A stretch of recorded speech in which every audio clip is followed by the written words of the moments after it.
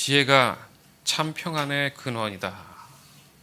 잠언 3장 1절에서 26절 말씀으로 오늘도 하나님을 경험으로 알기를 원합니다. 지난주에 본의 아니게 제가 숙제를 좀 내드렸어요. 하나님, 본인이 생각하는 하나님을 기억해 보십시오. 하나님에 대한 기억을 한번 오늘 나누길 원합니다. 이따가 점심 드실 때 예배 나눔 하지 않습니까? 그때 한 주간 준비해 오셨던 내가 기억하는 하나님에 대해서 한 번도 빠짐없이, 그건 뭐 한 가지든 100가지든 상관없어요. 그 기억들을 자연스럽게 나누었으면 좋겠습니다. 우리가 알고 있는 국가의 안보, 나라의 안보는 나라의 안전과 평화를 위해 매우 중요한 역할을 한다. 말하면 잔소리죠. 지금 전 세계적으로도 여러 나라들이 이 국가 안보에 대한 불안함 때문에 끊임없이 테러가 일어나고 작은 전쟁들로 불안과 고통 속에 신음하고 있어요. 그 결과 수많은 사람들이 나라를 벗어나서 안전한 곳으로 도피하는 노력들을 하고 있는 걸 우리는 알 수 있습니다. 며칠 전에도 뉴스에 나왔어요. 나라의 내전으로 인해서 많은 사람들이 배를 타고 바다를 건너려는 그런 시도를 하다가 너무 사람들이 많이 타서 배가 침몰했습니다. 그래서 다 죽었어요. 안타까운 소식입니다. 왜요?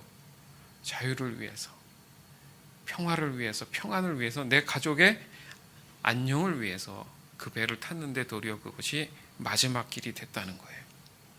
그러니까 나라가 불안하면 국민 한 개인의 안전도 당연히 불안한 겁니다. 더욱이 이런 상황 속에서도 그 국민 한 사람 한 사람의 그 안전은 무시한 채 한 개인의 야욕과 야망만이 남게 된다는 거예요. 그런 이유라면 한 가정이, 한 교회가, 어떤 한 단체라 할지라도 동일한 결과를 가지고 올 수 있다라는 생각에 좀 마음이 좀 긴장감을 갖게 되었습니다. 그러니까 평안을 가지는데 왜 이렇게 국가적인 차원에서 접근을 하느냐? 그것은 한 개인이 어디에 속해 있느냐의 문제에 따라서 자신의 평안과 매우 중요한 관계성을 가지고 있다는 것을 알게 되었다는 겁니다. 한 개인이 살아가는 데 있어서 국적을 갖는 것은 자신의 신분을 증명하는 데 매우 중요한 역할을 하잖아요. 그죠? 또 미국의 정책 중에 불법 이민자들에 대한 정책이 지금 그죠? 말이 많지 않습니까? 그 부모가 추방을 당했어요. 근데 아이가 분리돼서 그 아이가 재판을 받아야 된다 그러는데 그 아이 나이가 몇 살인 줄 아십니까? 1살입니다. 1살. 재판관 앞에 그 아이를 누군가가 데리고 나와서 그 아이의 동의를 얻는데 뭘 알겠어요, 그 아이가. 그러니까 판사도 굉장히 그 상황을 고통스러워했습니다. 이상한 일들이 이렇게 벌어지죠. 불안함. 개인의 신분은 자신의 신변 보호를 하거나 안전함을 유지하기 위한 중요한 역할을 하는 겁니다.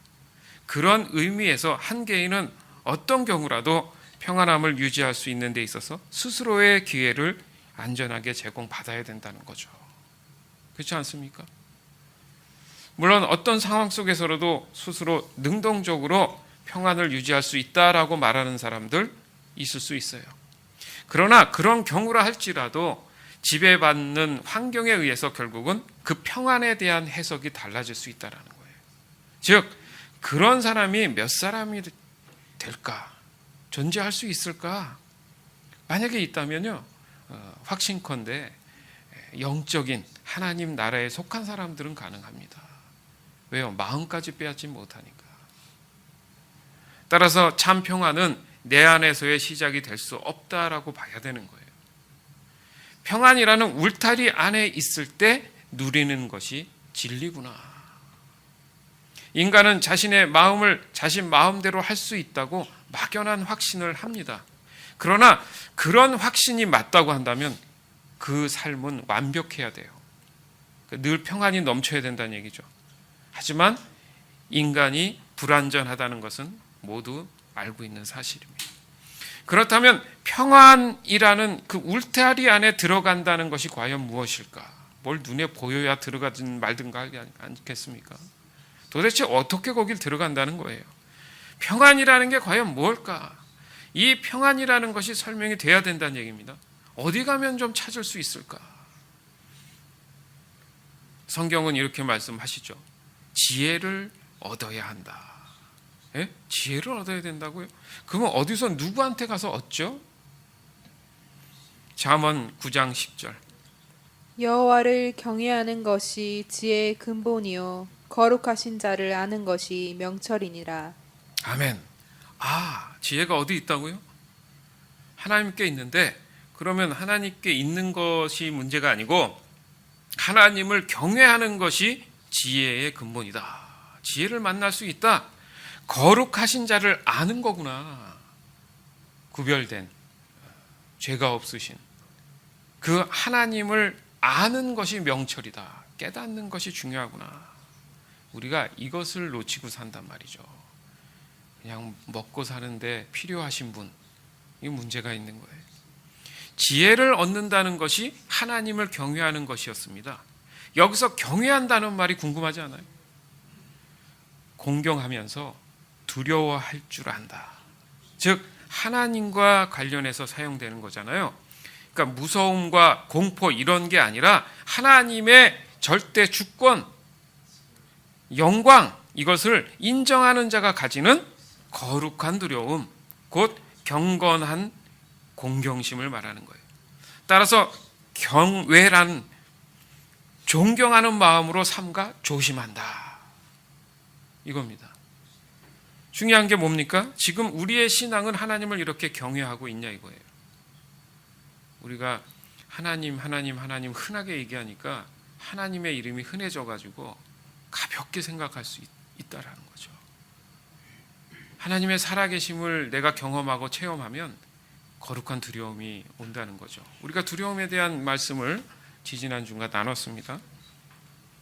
그럼 어떻게 하면 하나님을 경외하는 마음을 가질 수 있을까? 궁금하지 않습니까? 오늘 본문에 나오고 있어요. 잠언 3장 1절에서 2절. 내 아들아, 나의 법을 잊어버리지 말고 내 마음으로 나의 명령을 지키라. 그리하면 그것이 내가 장수하여 많은 해를 누리게 하며 평강을 더하게 하리라. 아멘. 하나님의 법을 잊지 말고 마음으로 그 모든 명령을 지켜라. 잘 안 되죠? 잘 안 되기 때문에 하나님의 그 거룩한 두려움이 다가오질 않았다라는 거죠.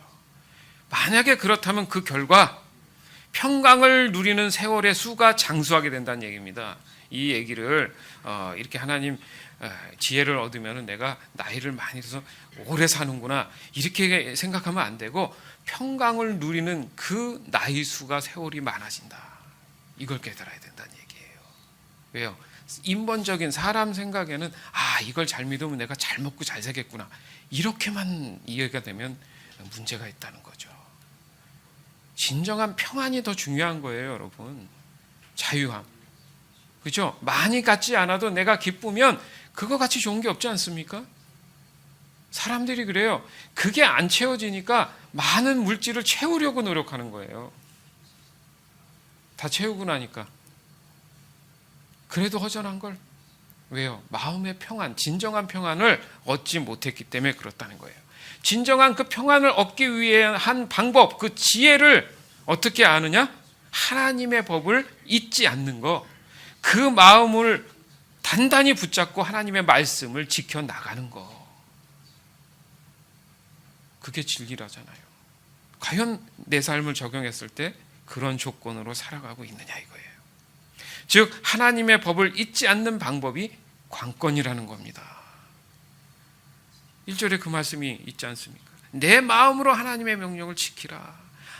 마음으로 지킨다는 게 중요하구나.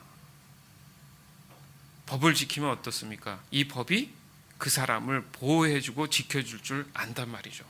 법을 안 지키면 안 지키기 때문에 벌금을 내잖아요. 법을 잘 지키면 그 사람을 보호해 준단 말이죠.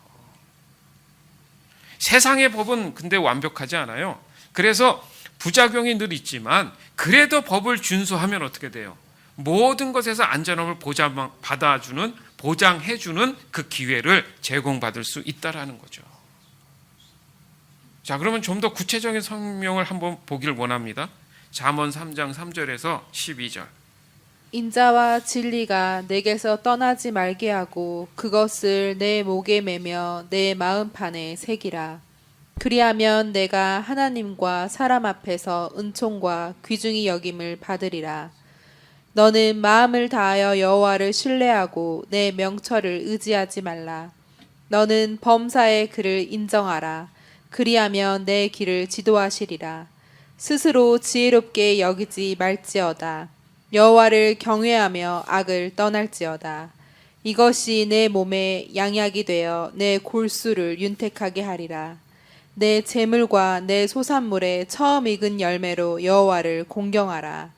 그리하면 내 창고가 가득히 차고 내 포도즙 틀에 새 포도즙이 넘치리라. 내 아들아, 여호와의 징계를 경히 여기지 말라. 그 꾸지람을 싫어하지 말라. 대저 여호와께서 그 사랑하시는 자를 징계하시기를 마치 아비가 그 기뻐하는 아들을 징계함 같이 하시느니라. 아멘. 한마디로 얘기하면 이 말씀에도 있지만 하나님을 인정하는 겁니다. 하나님을 인정한다는 얘기는 하나님의 명령들, 말씀들을 지키겠다라는 고백이죠. 하나님 나라의 법이 있는데 그 법을 잘 준행하고 지키면 1등 시민이죠.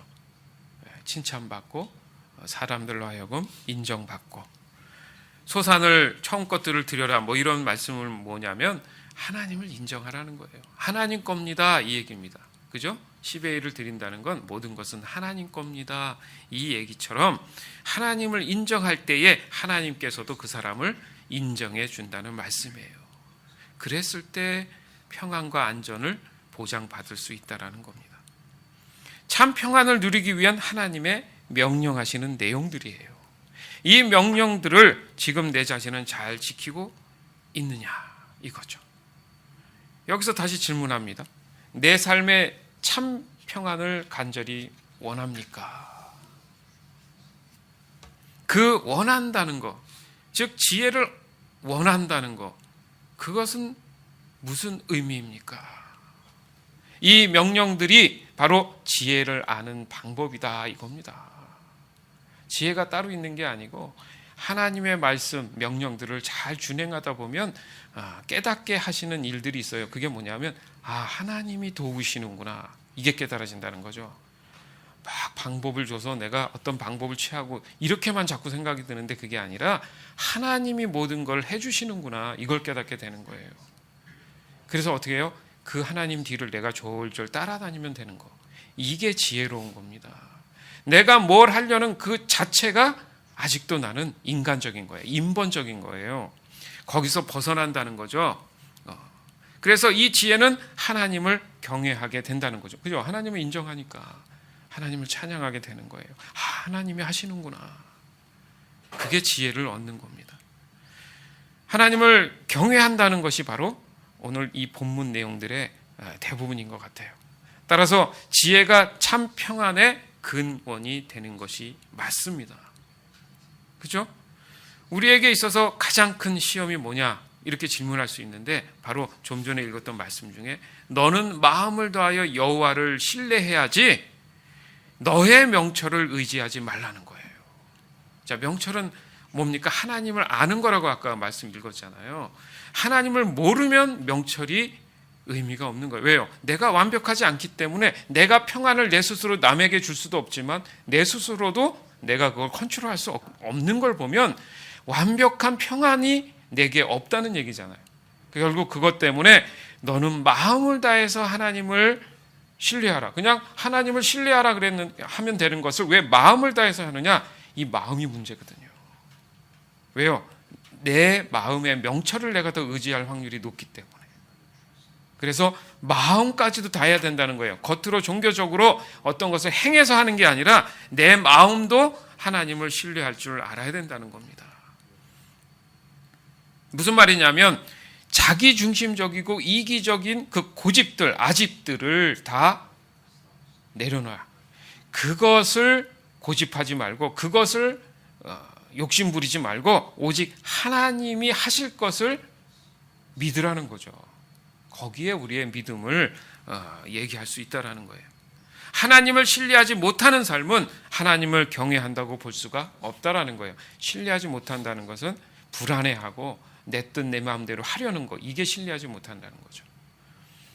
그 결과 하나님으로부터 지혜를 경험할 수 없다는 겁니다. 지금 우리가 함께 고민하는 이 참 평안에 대해서도 경험하기 어렵다는 겁니다. 우리에게 있어서 참 평안은 절실함이에요. 맞죠? 삶에 좀 마음만 좀 편했어도 진짜 바랄 게 없지 않습니까? 일어나면 사건들, 일어나면 어려움들, 걱정들, 근심들, 그죠? 사라지지 않는 이 모든 고뇌들, 번뇌들을 어떻게 없앨 수 있을까? 그게 늘 사실은 근본적인 고민이에요. 이것은 결국 문제가 되는 모든 삶을 극복해 나가거나 해결해 나가는 진정한 방법이기 때문에 자꾸 그 평안에 대한 절박함과 절실함이 찾아오는 겁니다. 잠언 3장 12절에서 18절. 대저 여호와께서 그 사랑하시는 자를 징계하시기를 마치 아비가 그 기뻐하는 아들을 징계함 같이 하시느니라. 지혜를 얻은 자와 명철을 얻은 자는 복이 있나니 이는 지혜를 얻는 것이 은을 얻는 것보다 낫고 그 이익이 정금보다 나음이니라. 지혜는 진주보다 귀하니 내가 사모하는 모든 것으로도 이에 비교할 수 없도다. 그의 오른손에는 장수가 있고 그의 왼손에는 부귀가 있나니 그 길은 즐거운 길이요 그의 지름길은 다 평강이니라. 지혜는 그 얻은 자에게 생명나무라. 지혜를 가진 자는 복되도다. 아멘. 그러니까 지혜를 얻는 자가 누리는 평안을 말씀하시는 거예요. 우리가 평안은 원하면서 지혜 얻기를 좀 더뎠다는 거죠. 그죠? 사람이 그래요. 빨리 결과만 갖고 싶지 과정은 그렇게 무시당하는 경우가 있다는 거예요. 그런데 중요한 것이 바로 이 평안을 얻기 위한, 참 평안을 얻기 위해서는 지혜가 필요하다는 겁니다. 지혜에 대한 설명 아까 했습니다. 하나님을 경외하는 것, 하나님을 거룩한 두려움으로 인식하는 것. 그래서 그런 상태가 되면 내가 하나님 말씀을 순종할 수밖에 없는 거예요. 그래서 하나님의 보호하심과 울타리 안에 있기 때문에 늘 내 마음에는 안전하구나. 그렇잖아요. 안보가 잘 돼 있는 튼튼한 나라 안에 있다고 생각해 보십시오. 외세의 침략이 두렵지 않다는 거죠.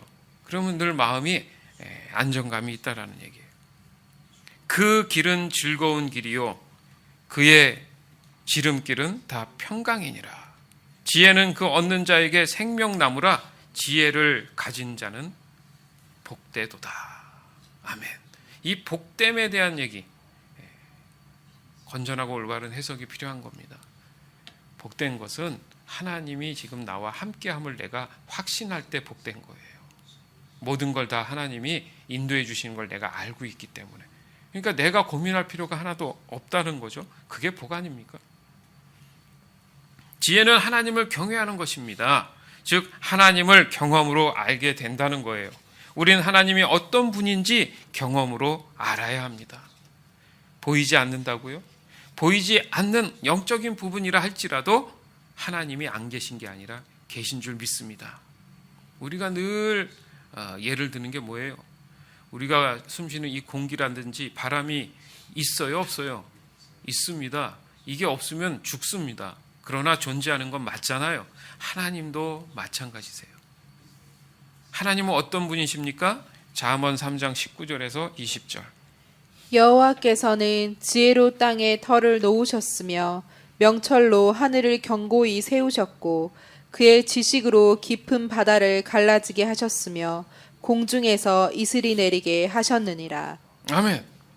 하나님은 하나님의 법, 지금 보니까 그게 지혜구나. 이 땅을 만드셨습니다. 그것은 하나님의 법이 잘 준행되었을 때 이 땅은 평안을 누릴 수 있다라는 전제예요. 그런데 그게 어그러졌잖아요. 죄 때문에. 그러니까 불안함이 온 거예요. 하나님의 울타리에서 벗어났기 때문에 늘 불안한 삶을 살게 되는 겁니다. 하나님의 기준 안에 있을 때를 생각해 보면 에덴 동산이 기억이 날 수밖에 없죠. 가장 완전하고 온전한 곳, 하나님의 지혜의 울타리가 있는 곳, 그것이 바로 평안을 보장받는 곳이었어요. 결국 하나님 안에 있어야지만이 평안을 보장받는구나. 자, 이제 정리해 보겠습니다. 잠언 3장 21절에서 26절. 내 아들아, 완전한 지혜와 근신을 지키고 이것들이 내 눈앞에서 떠나지 말게 하라. 그리하면 그것이 내 영혼의 생명이 되며 내 목에 장식이 되리니 내가 내 길을 평안히 행하겠고 내 발이 거치지 아니하겠으며 내가 누울 때 두려워하지 아니하겠고 내가 누운즉 내 잠이 달리로다.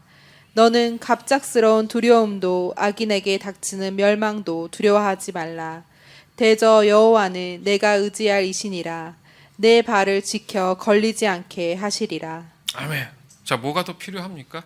우리 현대인들이 가지고 있는 불면증 문제, 여러 가지 지금 상황들을 보니까 다 해결이 되네요. 뭘 어쨌을 때, 지혜를 경험했을 때,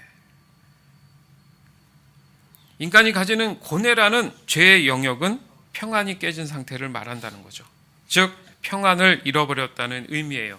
그래서 인간은 나름대로 그 방법을 찾으려고 했지만은 지금까지 오늘날까지도 수많은 부작용들로 인해서 또다시 참 평안에 대한 질문을 던지게 됩니다. 그 질문은 지금도 계속 이어지고 있어요. 아니요, 그것은 예수님이 오시는 그날까지도 하나님을 경외하지 않는 세상이라면 끝까지 질문만이 남을 겁니다. 도대체 참 평안은 무엇입니까? 답을 못 찾죠. 왜요? 지혜를 만나지 못했기 때문에, 곧 하나님을 만나지 못했기 때문에, 하나님을 경외하는 것을 몰랐기 때문에, 세상에서의 방법에서는 지혜가 존재하지 않기 때문에 결국은 참 평안을 만나지 못한다는 겁니다. 그러나 여기 적어도 앉아있는 여러분은 다릅니다. 이미 답을 알고 참 평안을 누릴 수 있는 기회를 얻은 분들이에요. 지금 우리가 할 수 있는 게 그럼 무엇인가? 이 참 평안을 어떻게 하면 누릴 수 있을까가 돼야 될 줄 믿습니다. 어떤 상황에도 평안을 누릴 수 있는 그 믿음이 우리에게는 있어요. 근데 사단 마귀가 자꾸 없다고 착각하게 만든다. 이겁니다. 있어요. 믿으시기 바라요. 그것을 우리의 삶에 적용만 하면 끝납니다. 사랑하는 여러분, 지혜가 참 평안의 근원인 줄 믿습니다. 지혜는 하나님을 경외하는 거라고 했어요. 하나님을 경외한다는 것은 하나님의 명령을 지켜나간다는 거예요. 그 결과 우리는 진정한 평안을 누릴 수 있게 되었다는 겁니다. 지금 우리가 하고 있는 이 모든 신앙에 대한 반응들은 결국 하나님 안에서의 참 평안을 누리기 위한 고백들이었어요. 그리고 하나님의 법을 지키려는 의지, 몸부림이었다는 얘기입니다. 이것은 가장 안전한 것이며 자유함을 보장받는 단 하나의 방법인 줄 믿습니다. 우린 살아계신 하나님을 만나야 해요. 이 만남에 대한 관심이 없이 종교적인 방법으로는 하나님을 이해할 방법이 없습니다. 오늘 이 말씀은 우리에게 지금 반드시 필요한 말씀이기 때문에 우리에게 허락하신 줄 또한 믿습니다. 따라서 여러분의 한 주간의 삶 안에서도 오늘 말씀을 되새기면서 묵상하시면서 지혜가 참 평안의 근원인 것을 확증받기를 오늘 이 시간 주 예수 그리스도의 이름으로 간절히 기대해 봅니다. 아멘.